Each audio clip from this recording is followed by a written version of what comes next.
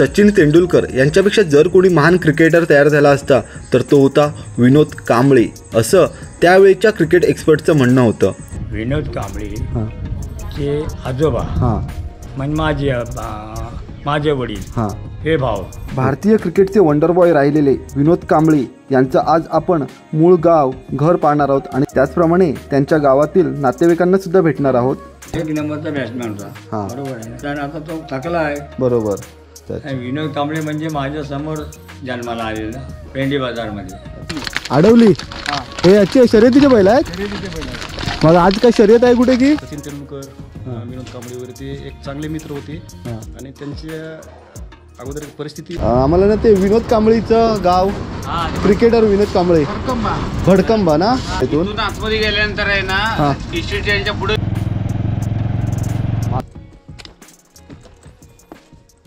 सुप्रभात मित्र हो, मी ऋषभ संदीप तोडणकर आपल्या सर्वांचं पुन्हा एकदा आपल्या हक्काच्या यूट्यूब चॅनलमध्ये सहर्ष स्वागत करतो। मित्र हो, आज मी जात आहे पूर्व भारतीय क्रिकेटर विनोद कांबळे यांच्या संगमेश्वर तालुक्यातील साखरपाजवळ एक गाव आहे। गावाचं नाव मी तुम्हाला पुढे सांगेनच। तर त्यांच्या गावी जात आहे, त्या ठिकाणी त्यांचं मूळ घर आहे। तर त्यांचा तो गाव कशा प्रकारे आहे, त्यांचं घर कशा प्रकारे आहे, विनोद कांबळे हे त्या ठिकाणी यायचे का किंवा त्यांचा जन्म कुठे झाला नेमका, तर याच्याबद्दल पण आहेत ना आपण थोडक्यात माहिती घेणार आहोत आणि तिकडचे स्थानिक लोक कोण भेटले तर त्यांच्याकडून पण माहिती घेण्याचा प्रयत्न करणार आहोत। मित्र हो, सचिन तेंडुलकर आणि विनोद कांबळे हे बालपणापासूनचे मित्र, एका शाळेत दोघांचे शिक्षण झालेलं, एका शाळेतून दोघांच्या क्रिकेटच्या प्रवासाला सुरुवात झालेली आणि आचरेकर गुरुजींचे दोघंही शिष्य या आचरेकर सरांच्या सानिध्यातूनच पुढे त्यांची जडणघडण झाली।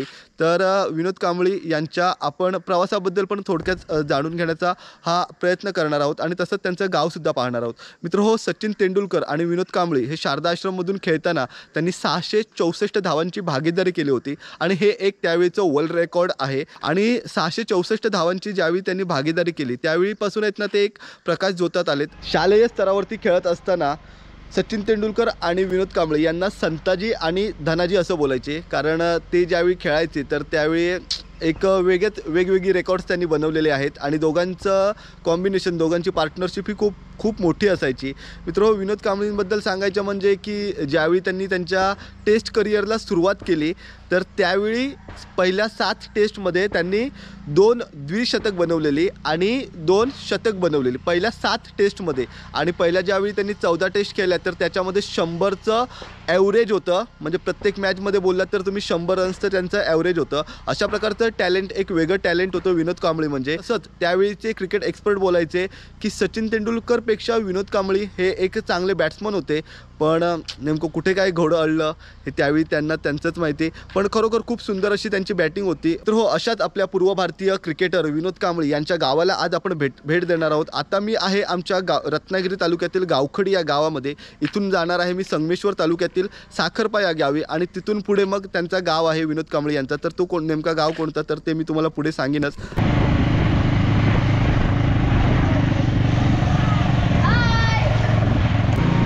चला तर मित्र हो, आपण पण आता आपल्या प्रवासाला सुरुवात केलेली आहे।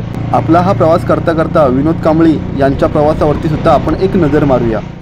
विनोद कांबळे यांचा जन्म 18 जानेवारी 1972 साली मुंबईला झाला। विनोद कांबळे यांचे वडील पण क्रिकेटर असल्यामुळे त्यांना लहानपणापासूनच क्रिकेटची आवड होती। दादर येथील शारदा आश्रम या शाळेमधून विनोद कांबळे हे शिक्षण घेत होते। सचिन तेंडुलकर पण शारदा आश्रम याच शाळेमधून शिकत होते आणि दोघांचे गुरु पण एकच, श्री रमाकांत आचरेकर। त्यावेळी क्रिकेट खेळत असताना दोघांनी खूप सारे रेकॉर्ड्स बनवले होते। त्यांच्या बालपणाचा एक किस्सा सुनंदन लेले यांनी आपल्या व्हिडिओमध्ये सांगितला आहे। संजय मांजरेकर भारतीय क्रिकेटमधील एक मोठं नाव। संजय मांजरेकर पाकिस्तानचा दौरा गाजवून आले होते, त्यावेळी ते एका शालेय स्पर्धेच्या बक्षीस समारंभाला गेले होते। शक्यतो इंडियन क्रिकेटरला पाहून लहान मुले खूप आनंदी उत्साही होतात, पण संजय मांजरेकर बोलले की ज्यावेळी सचिन आणि विनोदने माझ्याकडून बक्षीस घेतलं त्यावेळी शांतपणे हातात हात मिळवला, डोळ्याला डोळा भिडवला, बक्षीस घेऊन आपल्या जागेवरती जाऊन उभे राहिले।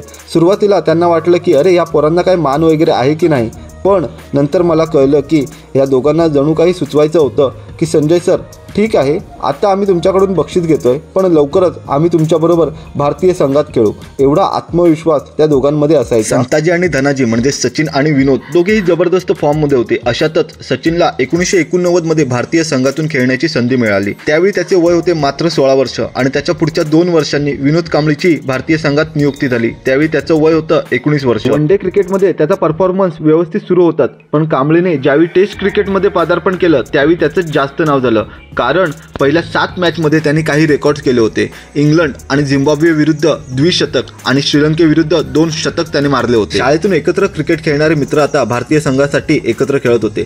दोघे जण चांगल्या फॉर्ममध्ये दिसत होते, पण असं बोललं जातं की सचिनला जशी संधी मिळाली तशी संधी विनोद कांबळीला मिळाली नाही. तेंडुलकर 1993 मध्ये ज्यावेळी फॉर्ममध्ये नव्हता, 17 वनडेमध्ये त्याने फक्त एकच 50 मारली होती. याउलट कांबळीने 1 सेंचुरी आणि 5 अर्धशतक मारले होते, ते पण फक्त 18 इनिंग्समध्ये. त्याच्या पुढच्या वर्षी सचिन तेंडुलकरने 1 वर्षात 1000 रन्स काढले आणि विनोद कांबळीचा फॉर्म ढासळला. 1996 मध्ये वर्ल्ड कपची तयारी सुरू होती आणि ह्या वर्षी सचिन 30 ते 32 मॅच खेळला आणि कांबळी फक्त 14. 1996 वर्ल्ड कपमध्ये भारत श्रीलंकेविरुद्ध निर्णायक सेमीफायनलची मॅच सुरू होती. या मॅचमध्ये सचिन तेंडुलकरने 50 मारली होती आणि सचिन तेंडुलकर आऊट झाल्यानंतर विनोद कांबळी एका बाजूने मॅच सावरत होता, परंतु दुसऱ्या बाजूने पटापट विकेट पडत होत्या. भारतीय संघाच्या खराब प्रदर्शनामुळे स्टेडियममधील प्रेक्षक आक्रमक झाले होते आणि स्टेडियममध्ये त्याची आक्रमकता पाहायला मिळाली होती. स्टेडियममध्ये जाळपोळ, बॉटल्स मैदानात फेकणे यामुळे ही मॅच अर्धवटच थांबवण्यात आली आणि ही सेमीफायनल मॅच श्रीलंका जिंकली असे घोषित करण्यात आले. कांबळी ह्या मॅचमध्ये नॉट आउट होता आणि मैदानातून बाहेर येत असतानाचा त्याचा चेहरा अजूनही क्रिकेट प्रेमींच्या लक्षात असेल. ह्या मॅचनंतर खूप साऱ्या कॉन्ट्रोवर्सी निर्माण झाल्या. ही मॅच काही खेळाडूंनी फिक्सिंग केलेली होती असं सुद्धा बोललं जायचं, परंतु हे केव्हा सिद्ध होऊ शकले नाही. यानंतर कांबळीचा फॉर्म पुन्हा पहिल्यासारखा पाहायला मिळाला नाही आणि संघामध्ये सुद्धा त्याला सातत्याने संधी मिळत नव्हती. या उलट सचिनच्या फॉर्ममध्ये सातत्य होते, तो रेग्युलर रन्स बनवतच होता. विनोद कांबळीचे मैदानाबाहेरचे वेगवेगळे किस्से प्रचलित आहेत. दारू पिऊन मजा मस्ती करणे, वेगळा ॲटिट्यूड, या सर्व गोष्टींचा पण त्याच्या करिअरला फटका बसल्याचा ऐकण्यात येतं. त्यामुळे टीममधील इतर सहकारी कर्मचाऱ्यांबरोबर, टीम मॅनेजमेंटबरोबर सुद्धा त्याचे संबंध तेवढेच चांगले पाहायला मिळत नसल्याचं दिसून यायचं आणि ह्या सर्व गोष्टींचा एकंदर विचार करता त्याचा डाऊनफॉल आला असं आपण बोलू शकतो. सध्या त्यांची आर्थिक आणि शारीरिक परिस्थिती चांगली नाही आहे आणि त्यांचा एकच इन्कम सोर्स आहे, तो म्हणजे 30,000 रुपयांची पेन्शन. पण काहीही बोला मित्र हो, सचिन तेंडुलकर यांच्यासारखाच विनोद कांबळी सुद्धा एक खूप चांगला खेळाडू होता आणि त्यांना त्याच्यामध्ये सक्सेस सुद्धा मिळालं होतं, पण हे सक्सेस कुठेतरी त्यांना सांभाळता आलं नाही असं आपल्याला दिसून येतं. भारतीय क्रिकेटचा वंडर बॉय असं सुद्धा त्यांना बोललं जायचं. तर याच वंडर बॉयचं मूळ घर, गाव पाहायला आपण रत्नागिरी जिल्ह्यातील संगमेश्वर तालुक्यात जात आहोत. गावाचं नाव आहे भडकंबा.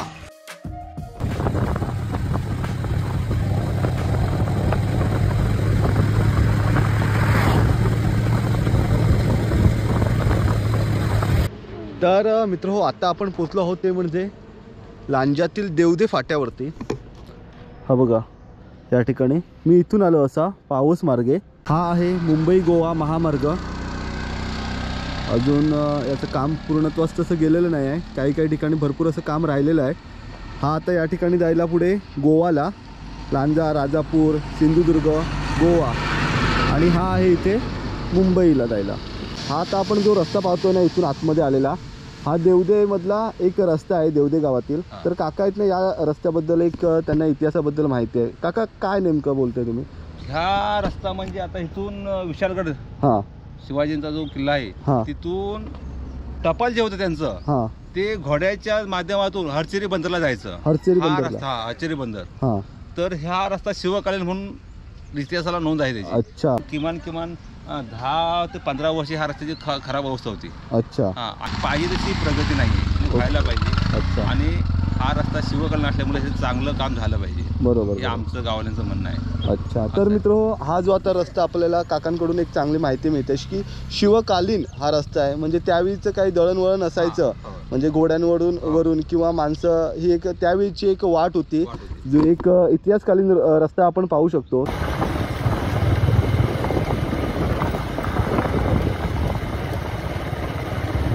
आता आपण पोचलो आहोत ते म्हणजे आजगे गावात आहे. आजग्याचा चौक बोलू शकतो तुम्ही, कारण 4 रस्ते येत आहेत. तिथं असतो त्या ठिकाणी 3 रस्ते जातात, 1, 2, 3, 4. दादा साखरप्यात जायचं असेल तर कुठून? इथून ना? किती वेळ लागतो?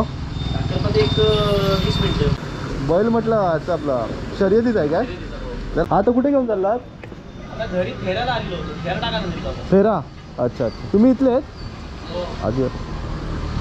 तर मित्र आता तुम्ही पाहू शकता, हा बघा, हा आहे शर्यतीचा बैल. ह्याला छकडा बोलतात ना? ह्याला छकडा बोलतात ना? वजीर. अच्छा, तर मित्र हा बघा, हा आहे वजीर बैल. हाईट बघा मित्र, टेम्पोच्या पण वरती आहे घोड्याच्या. वजीर वजीर वजीर.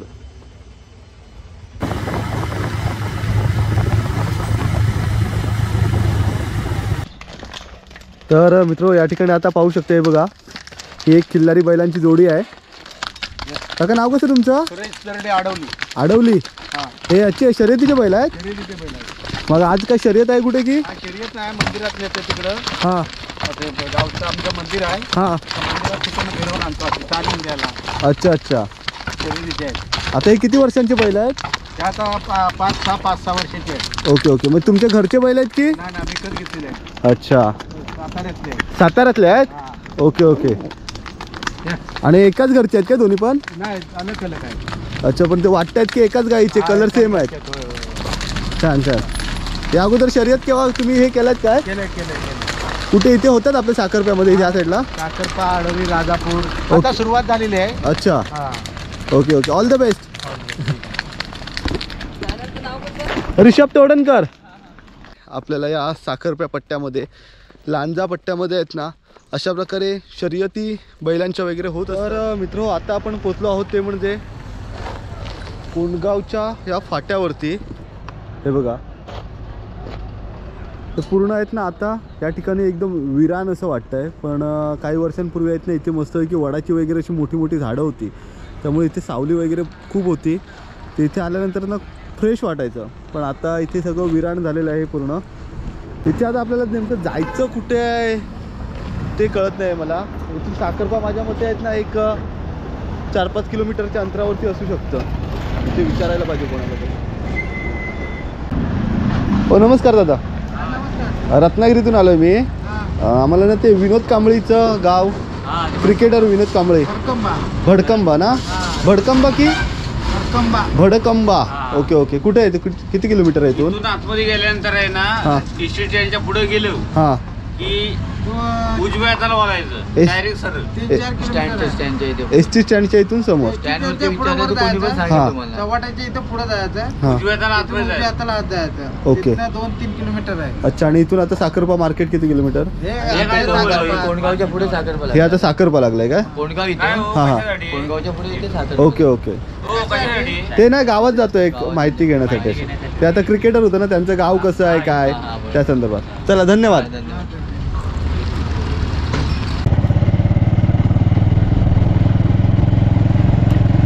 आता साखरपा गाव सुरू झालेलं आहे. एस टी स्टँडच्या पुढे बोलले. हे आता आपल्याला रिक्षा स्टँड लागलेलं आहे.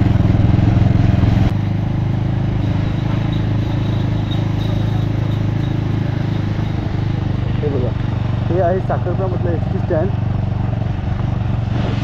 आणि इथून आता आपल्याला उजव्या साईडला त्यांनी वळायला सांगितलेलं आहे. गावाचं प्रोनाऊन्सिएशन असं होतं, भडकंबा. पहिल्यांदा मला असं वाटलं होतं वडकंब, पण नाही, भडकंबा. हे बघा, भडकंबा. 0.4 किलोमीटर आतमध्ये.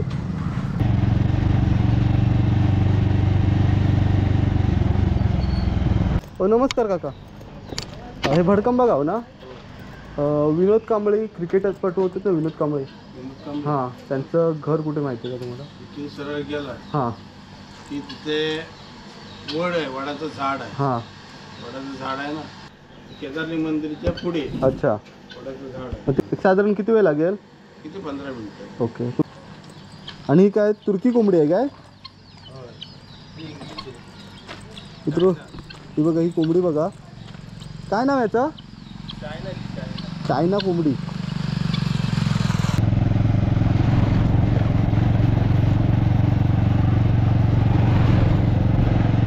माझं भडकंबा, श्रीदेव केदारलिंग देवस्थान भडकंबा. हे बघा, मस्त लिहिलंय माझं भडकंबा. आता रमाई आंबेडकर मार्ग बौद्धवाडी ते पाष्टेवाडी आपण वरच्या साईडला आलो आहोत आता. फक्त एवढंच की घरी कोणतरी भेटू देत म्हणजे क्रिकेटपटू विनोद कांबळे यांच्याबद्दल थोडक्यात तरी आपल्याला माहिती मिळेल.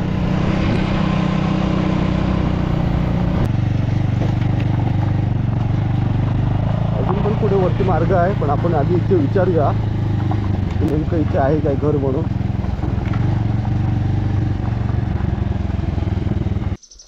इथे कोण दिसत तर नाही आहे मला.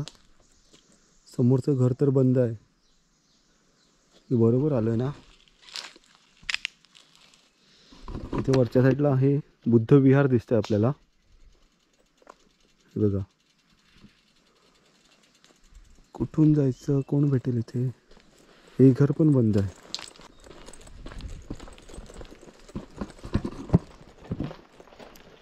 शेण वगैरे दिसते म्हणजे गुरं वगैरे आहेत म्हणजे माणसं पण राहतात इथे.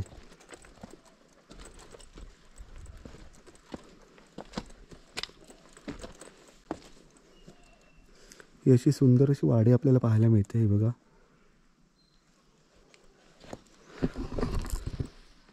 आवाज येतोय माणसांचा. जायचं कुठून नक्की. वाडी किती सुंदर आहे मित्र ही. कौलारू घरं निसर्गाच्या सानिध्यात. चारी बाजूने आहेत ना पक्ष्यांचा आवाज येतोय.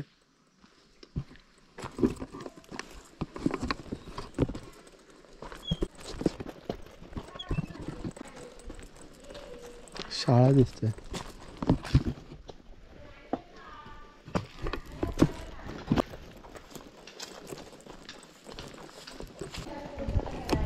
ही बघा ही आहे अंगणवाडी. ही अंगणवाडी दिसते आपल्याला इथे.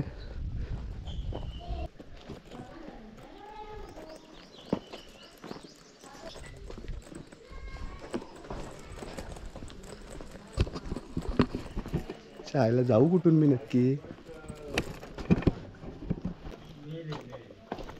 काका ते विनोद कांबळे सर होते ना क्रिकेटपटू त्यांचं घर कुठे आहे. हेच आहे का. अच्छा त्या साईड नाही का. हे मागचं दार आहे काय. ते समोरचं आहे. हां हां हे पण आहे इकडे मागचं. Okay okay. त्यांच्या घरी कोण असतं की. हे आता बंद आहे. मुंबईला गेले आहे. मुंबईला गेलाय. त्यांचे चुलते आहे. तुम्ही चुलते का त्यांचे. हो हो. अच्छा तुम्ही कर्मचारी तिथे. अच्छा ते अच्छा. अधिकारी आहे इथले. सरकारी दवाखान्यात. सरकारी मधले. मी रत्नागिरीतून आलो आहे. तुमचं नाव कसं. माझं नाव SB कांबळे. SB कांबळे. त्यांचे जे वडील होते हां ते माझे पुतणे. पुतण्या. तो विनोद कांबळे माझे नातू. अच्छा तुमचे नातू काय. हा. अच्छा मग त्यांचा काका जन्म कुठे झाला. जन्म त्यांचा मुंबईला झाला. मुंबईला. भेंडी बाजारमध्ये. अच्छा भेंडी बाजारमध्ये. ओके. आम्ही एकाच घरातली. एक एक घर. ते एक घर हे एक घर. अच्छा म्हणजे मूळ घर तुमचं हे. हे माझं घर. हां म्हणजे आम्ही एकाच कुटुंबातले. Okay okay. म्हणजे विनोद कांबळेचे आजोबा हां आणि माझे आजोबा हां हे सख्खे भाऊ. हां काय. हा. अच्छा असं आहे. मग विनोद कांबळे सर इथे यायचे का लहानपणी वगैरे असं. लहानपण ते यायचं तेव्हा त्यांना काही समजत नव्हतं. अच्छा पण आता म्हणजे आम्ही इथं स्थायिक आहे. हां. आणि त्या विनोद कांबळेचं एक खाली घर आहे आता. ओके. अरुण कांबळे म्हणून. हां तिथे खाली. Okay okay. हां. मग तुम्ही बघितलायत का विनोद कांबळेंना. विनोद कांबळे बघितलं म्हणजे असं काय करताय. नाही म्हणजे मी माझा जन्म आता 45चा आहे. 45. अच्छा आणि विनोद कांबळे म्हणजे माझ्या समोर जन्माला आलेला. Okay okay. भेंडी बाजारमध्ये. अच्छा मग आता हल्ली कधी काय भेट वगैरे झाली तुमची. झाली मध्ये. आता तुम्हाला सांगतो मी विक्रोळी बाग साईडला होतो. हां मी BMC मध्ये ऑफिसर होतो. अच्छा. तर त्या टायमाला ते त्याचे मुलगे वगैरे यायचे. हां, हां. विनोद कांबळेचे ते यायचे माझ्याकडे. म्हणजे काय पाणी बिणी प्यायचे. क्रिकेटमध्ये यायचे तर जाऊन यायचे. Okay okay. असं आहे. रत्नागिरीला तर. रत्नागिरीमध्ये त्याचा आता विनोद कांबळेचा भाव आहे. हां तो अशोक कांबळे. नाही मला कल्पना नाही. रत्नागिरीमध्ये तो रत्नागिरी. स्थायिक झालाय. अच्छा सख्खे भाऊ का. सख्खे भाऊ नाही. हं? त्याचे मोठ्या चुलत्याचे ते मुलगा. अच्छा मग ते आता रत्नागिरीमध्ये स्थायिक झाले का. झाले. Okay okay. म्हणजे एक नंबरचा बॅट्समॅन होता. एक नंबरचा बॅट्समॅन होता. हां. बरोबर आहे ना. बरोबर. त्यासाठी आम्ही काय आता तो त्याचा आमच्याकडे आता हे नाही म्हणजे आता आमच्या येणं जाणं आता तो थकला आहे. बरोबर. थकला म्हणजे आता जात नाही ना हां, असं आहे. तर थोडा त्यांचा डाऊनफॉल झाला आहे, हा बरोबर आहे. उतरता आहे क्रमवारी. त्यांची बॅटिंग वगैरे अशी बघितलं आहेत का? हो, बघितले म्हणजे आता काय सांगतात. मी मुंबईमध्ये 40 वर्ष का होतो हां. मुंबईमध्ये. बरोबर. मला माहिती नाही. मला बसा बसा. हो, अच्छा अच्छा. तुम्ही एकटे झालात? हो, एकटा झालो. म्हटलं जाऊन जरा बघून येऊया, एवढ्यात आपले क्रिकेटपटू आहे तर त्यांचं घर म्हटलं बघून येऊया. घर हे मला आता कळालं आज. हा आज कळालं मला. हा का? विनोद कांबळे ना माझा नातू तो. तुम्हाला पण माहिती नव्हतं? तुमचं नाव कसं? मी सतीश जाधव. सचिन जाधव. तुम्ही पण? ते अधिकारी आहे. काम करतोय ते. अच्छा. तर तुमचं मूळ गाव कुठलं? परभणीतलं आहेत तुम्ही? अच्छा अच्छा. तर ह्या तुमच्या माझी मिसेस. अच्छा. तर मित्र इथे आहेत आपल्याबरोबर विनोद कांबळेंचे आजोबा आणि त्यांच्या आजी. छान वाटलं तुम्हाला भेटून आणि एवढी माहिती मिळाली. मी म्हटलं आता इथे मला घर बंद दिसलं ना, म्हटलं कोण असेल नसेल तिकडे, आता बंद आहे. तेवढा सुदैवाने भेटलात तुम्ही. तुम्हाला विनोद कांबळे यांच्याबद्दल काय माहिती आहे? म्हणजे तुम्ही एवढे क्रिकेटचे फॅन आहेत, म्हणजे तुम्ही खेळला पण आहेत क्रिकेट, तर त्यांच्याबद्दल काय माहिती आहे तुम्हाला? क्रिकेटमध्ये आता कसं आम्ही ग्रामीण भागामध्ये थोडंसं खेळण्याची आवड होती. हां. स्पोर्टमध्ये मला पहिल्यापासून आवड होती. माझा मूळ गेम कबड्डी असल्यामुळे ते कबड्डी खेळता खेळता मी क्रिकेटमध्ये थोडंसं आमचे गावातली मित्रमंडळी वगैरे कधी मध्ये खेळायला जायचो. नंतर त्यांचे सचिन तेंडुलकर, विनोद कांबळे वगैरे ते एक चांगले मित्र होते आणि त्यांच्या अगोदर परिस्थिती गरीब असताना सुद्धा त्यांनी चांगल्या प्रमाणे त्यांनी क्रिकेट खेळले त्या काळामध्ये. त्यांची ॲथलीट त्यांची जे हे होती पर्सनॅलिटी वगैरे चांगली होती, म्हणजे त्यांची फटकेबाजी वगैरे चांगल्या प्रमाणात होती आणि लेफ्टी असल्यामुळे ते जास्त मला आवडत जास्त. बरोबर. आणि त्यांना ब्रायन लारा पण बोललं जायचं ना काहीतरी. ब्रायन लारा ते भारताचे वगैरे ते उत्तुंग षटकार वगैरे किंवा चौकार वगैरे ते बघण्यासारखे असायचे त्यांची. बरोबर. त्यांची आणि ते त्या काळातमध्ये जे कमी कालावधीमध्ये पण जे जास्त गाजलेले आहेत ना, हो हो, त्यामुळे ते जास्त आवड निर्माण झाली त्याच्यामुळे. आणि ते गरीब परिस्थिती असल्यामुळे आम्ही ग्रामीण भागात असल्यामुळे त्याच्याबद्दल जास्त कुतूहलता वाढायची. बरोबर बरोबर. आणि स्पोर्टमध्ये माझं आज आरोग्य खात्यामध्ये नियुक्ती झाली. अच्छा. आता सर तुम्ही कुठल्या स्पोर्टमध्ये? कबड्डीमध्ये. आणि कबड्डी कोट्यातून मग तुमची म्हणजे स्पोर्टच्या आरोग्य खात्यामध्ये निवड झाली. कबड्डी तुम्ही नॅशनल झाल्यामुळे. अच्छा. तर तुम्ही काय सांगू शकाल, म्हणजे स्पोर्ट्समध्ये जर एखाद्या मुलाने वगैरे लक्ष दिलं तर त्याला पुढे गव्हर्नमेंट जॉब वगैरे लागू शकतो का? हां, स्पोर्टमध्ये कसं आर्थिक परिस्थिती जर नाजूक असली ना तरी बी आपण स्पोर्टमध्ये करिअर करू शकतो. ओके. बाकी इतर क्षेत्रामध्ये कसं क्रिकेट हा एक म्हणजे मोठ्या लेवलचा झाला असला ना तर ते मोठ्या लोकांचं किंवा श्रीमंत लोकांचा तो गेम आहे. पण कबड्डी हे इंडोर म्हणजे जे मैदानी खेळ आहेत ना, हे फक्त मेहनतीवर आपण करिअर करू शकतो. म्हणजे आता मित्र जसं की आता सर बोलले की हे जसे ग्राउंड मधले गेम आहेत, तर फक्त कबड्डी हा एक गेम नाही आहे, तर खो खो झाला, थाळीफेक, गोळाफेक, भालाफेक, असे अजून खूप सारे गेम आहेत. तर तुम्हाला असं त्यामध्ये सुद्धा तुम्ही प्रगती करू शकता आणि त्याच्यामधून पुढे पुढे जाऊ शकता. आणि त्या कोट्यातून गेल्यानंतर एका वेगळ्या लेवलला म्हणजे राज्यस्तरीय राष्ट्रीय लेवलला खेळल्यानंतर तुम्हाला इथनं जॉबची संधी पण मिळून जाऊ शकते. बरोबर ना सर? हो. हे बघा, इथूनच हे आहे आपल्या विनोद कांबळे सरांचं घर आणि त्या ठिकाणी त्यांचे आजोबा आहेत, विनोद कांबळेंचे आजोबा. आणि ही आता घरं तुमची बाकीची झाली अशी आता. आमचे घर. Okay okay. तर इकडे घर आहे, हे एक घर आहे. हे घर दाखव. इथे सुद्धा तुम्ही पाहू शकता, हे एक घर आहे. इकडे घर आहे. आणि हा काय गोठा आहे काय? हा गोठा आहे. अच्छा. मग आता गुरं वगैरे आहेत की? गारानात गेलेले. अच्छा, सोडलेली आहेत. होय. आणि हे ते एक घर आहे आमचं. कुठलं? ते एक घर हा. पुढचं. आम्ही विनोद कांबळेला एकदम हेच ओके. जवळचेच आहे. अच्छा. म्हणजे कसं आम्ही एका घरातले ना, हां. म्हणजे विनोद कांबळे हां चे आजोबा हां ते आम्ही म्हणजे माझे वडील हां. हे भाव, ओके. सख्खे चुलत भाव, असं म्हणजे एका घरातले. बरोबर.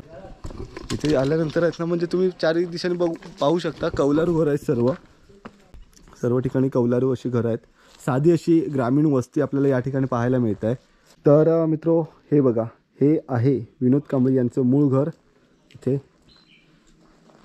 आणि ते पलीकडचं घर आहे ते त्यांच्या आजोबांचं, चुलत आजोबांचं.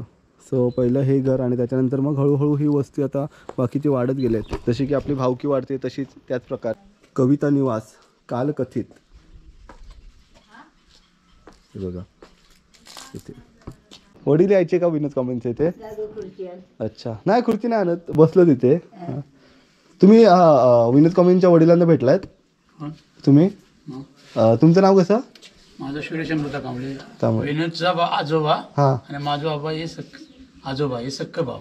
हां काय त्याचा आजोबा मोठे, माझा आजोबा 2 नंबर. अच्छा सक्के भाऊ ते कावळीचे मुलगे. अच्छा. मग तुम्ही आता गावीच असता ना की मुंबई? गावी गावी. हा विनोद कांबळी यांच्या घराच्या आजूबाजूचा परिसर आणि हे अंगण आणि हे आहे सुंदर असं कौलारू घर. आता इथे आपण आलो आहोतच, तर जरासा अजून त्यांची वाडी फिरूया. आपण मग अशी इथून खालून आलो हे बघा अशा प्रकारे, आणि इथे जरा वरती जाऊन बघूया कसं काय आहे ते नेमकं. हे घर या ठिकाणी कोसळलेलं आहे एक. तशी बघायला गेली तर वाडी खूप मोठी आहे. हे मातीचं घर आपल्याला पाहायला मिळतं आहे. बघा पुढे पण भरपूर घरं आहेत.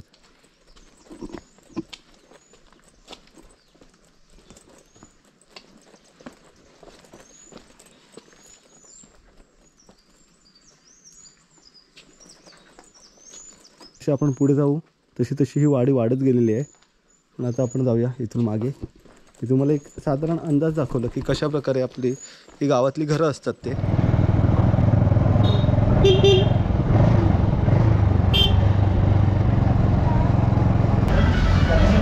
साखरपा बडकंबा गावातून म्हणजे विनोद कांबळे यांच्या गावातून मी आता आलो ते म्हणजे देवरुखमध्ये. देवरुखमध्ये माझी काही कामं होती ते झालेली आहेत आणि त्याच्यानंतर आता मी जेवायला आलेलो आहे. चिकन थाळी जेवतो आहे. जेवायला या मित्र हो. देवरुखमध्येच आहे अजून मी. हे बघा डेट सांगतो तुम्हाला कशी आहे. छान आहे.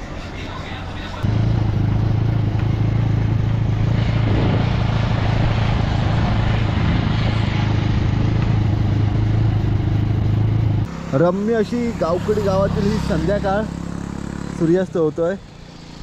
मी पोचलेलो आहे माझ्या गावामध्ये. मित्र अशा प्रकारे आजचा हा दिवस होता. तो आजच्या या ब्लॉगमध्ये आपण विनोद कांबळी यांचं घर पाहिलेलं आहे. त्यांच्याबद्दल माहिती घेण्याचा एक थोडक्यात प्रयत्न केलेला आहे. आणि तर मित्र आजचा हा ब्लॉग कसा वाटला मला कमेंट बॉक्समध्ये नक्की सांगा. व्हिडिओ आवडला तर व्हिडिओला लाईक करा आणि चॅनलवरती नवीन असाल तर चॅनलला सबस्क्राईब करायला विसरू नका. भेटू लवकरच पुढच्या एखाद्या सुंदर व्हिडिओ. तोपर्यंत बाय बाय. टाटा.